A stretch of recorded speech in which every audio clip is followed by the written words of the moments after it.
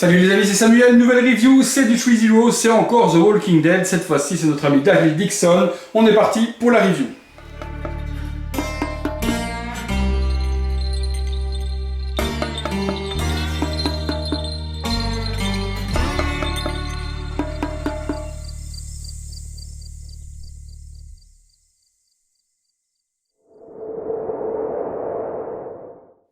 Comme Negan, on reprend les mêmes codes, on a l'acteur qui est donc représenté sur le devant de la boîte, oui on peut appeler ça une boîte, hein. Donc sur le devant de la boîte, on a donc l'acteur qui est représenté, Daryl Dixon, The Walking Dead, AMC, même chose sur le côté, on retrouve encore la même chose derrière. Cette fois-ci par contre c'est la version exclusive version, on découvrira ensemble quel item il y a en plus dans cette boîte. Les versions exclusives ne sont vendues, comme je vous l'ai expliqué sur la review de Negan, que sur le site 3-0. Donc ici c'est la version exclusive. La boîte s'ouvre de la même manière que Negan sur le devant avec une partie aimantée.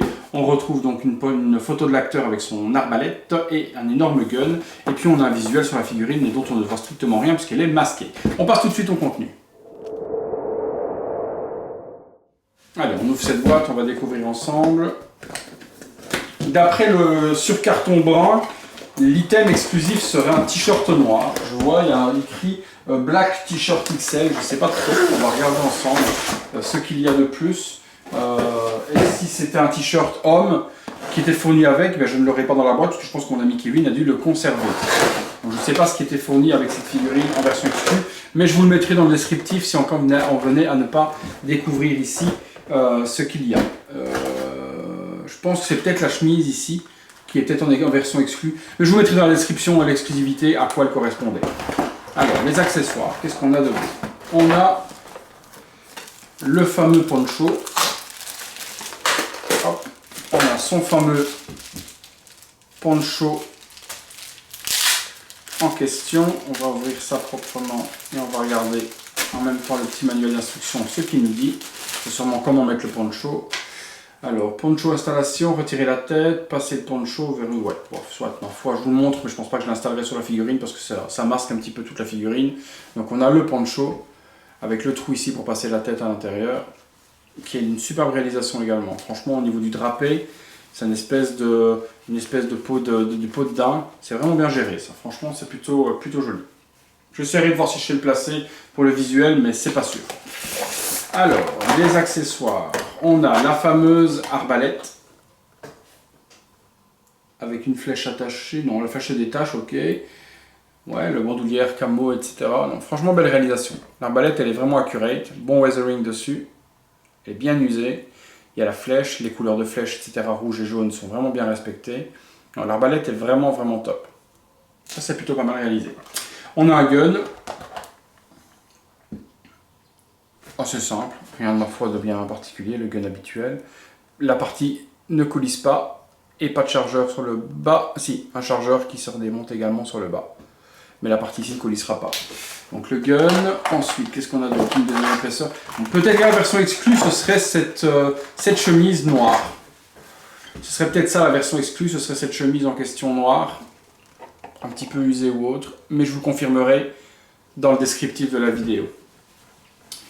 Ensuite, on a l'espèce de truc pour ranger à l'intérieur. Je vous dis, j'ai pas vu la série, donc c'est compliqué de savoir quoi et quoi. Mais on dirait un rangement pour ranger une carte ou ce genre de choses à l'intérieur. Donc plutôt bien géré également. Des flèches supplémentaires. 4 flèches, 5, 6, 7, 8 flèches au total. Donc des flèches rouges et jaunes comme les autres. Et puis c'est à peu près tout. On va regarder sur la figue ce qu'on a. On va prendre la figurine. Hop. Il y a un couteau qui était là, je vois, et que voilà, mon ami Kevin, que je remercie encore au passage pour le prêt de cette figurine là, a mis ici. Donc on a un couteau ici sur le côté, mais vous le verrez lors du visuel. On a un petit foulard rouge. Je vais retirer ça. On va regarder ça. Alors. Ouais, la figurine est bien gérée. On a des bras avec des coups dessus et des hématomes. La veste est bien usée, bien belle. Vêtements vraiment bien dégueulasses. Bien, voilà, comme dans la série, hein, puisque forcément, vu l'invasion de zombies et vu le peu de ressources qu'il y a, ben, le niveau se laver, c'est pas ce qu'ils savent faire de mieux dans la série. Non, franchement, c'est propre. Le HS est joli. On reconnaît Roman Reigns sans problème dessus. Les ailes à l'arrière. Non, franchement, la réalisation est top. Les bras sont sans articulation, on peut le constater. Par contre, c'est pas de la qualité de Thyssen ni de Hot Toys. Ça se plie, mais c'est un PVC rempli d'un body à l'intérieur. Donc c'est vraiment du plastique dur dans lequel il y a le body à l'intérieur. Donc vous voyez, on peut plier sans problème, mais ça ne craquera pas, ce genre de choses comme les Thyssen, enfin pas comme les Thyssen, comme les Hot Toys, surtout parce que les Thyssen ne craquent pas. Mais comme les Hot Toys, c'est des bodys qui ne craqueront pas parce que c'est vraiment du plastique. Donc il y a un body à l'intérieur, du plastique, et ça permet d'avoir des articulations qui se plient sans souci. Non, la réalisation est plutôt top. Au niveau du visage, je vous montre. Bon, avec les cheveux devant les yeux, forcément, ça masque pratiquement la totalité du visage, mais on reconnaît l'acteur sans problème. La réalisation n'est pas dégueulasse. Les cheveux sont bien sculptés. Je trouve qu'on a quelque chose de plutôt intéressant. Par contre, c'est bizarre qu'ils aient fait ça en deux parties. Au niveau des cheveux, vous voyez, on voit la démarcation. Je trouve que c'est un peu bizarre qu'ils aient fait ça en deux parties. Je ne voyais pas l'intérêt de faire les mèches de derrière en une autre partie. Bon, ma foi. Allez, je vous pose ça, on regarde ça ensemble. Voilà, figurine posée. Belle réalisation, franchement quelque chose de top. Par contre, Trizero, c'est vraiment des sales radins. Même pas de socle, donc le socle ça m'appartient. Le petit socle noir avec lequel je vous expose les figurines quand il n'y a pas de socle.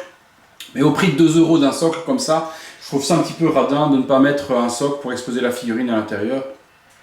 C'est un petit peu abusé. Bon, niveau réalisation, c'est quelque chose qui est plutôt joliment fait. C'est plutôt propre, dans le sens du terme où c'est bien géré. Parce que non, la figurine n'est pas propre, elle est bien salie comme elle doit l'être. Mais on a quelque chose qui est accurate à la série, les blessures un petit peu partout, ses cheveux gras qui tombent devant ses yeux, etc. Les vêtements bien usés, bien salis, etc. ou autres. Non, franchement, la réalisation est bien, les manches sont bien déchirées, et également au niveau des épaules comme il faut. L'arbalète, elle est accurate à la série, il y a le nombre de flèches qu'il faut, il y a les couleurs. C'est une belle réalisation, le petit détail du foulard, c'est quelque chose qui est plutôt bien géré. Chez Trizero, comme toujours, HS perfectible, mais pas dégueulasse. Allez, on va passer au visuel à 360 degrés.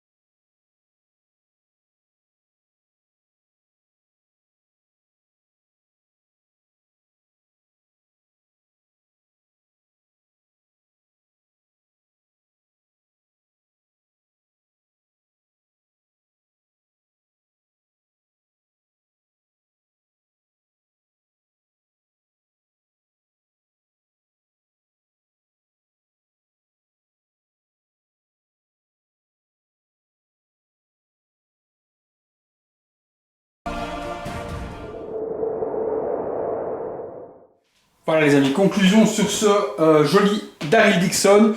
Belle réussite, franchement, je trouve le visage un peu plus perfectionné encore que celui de Negan qu'on a fait précédemment. Je trouve que le visage est bien représenté, c'est quelque chose qui est plutôt propre.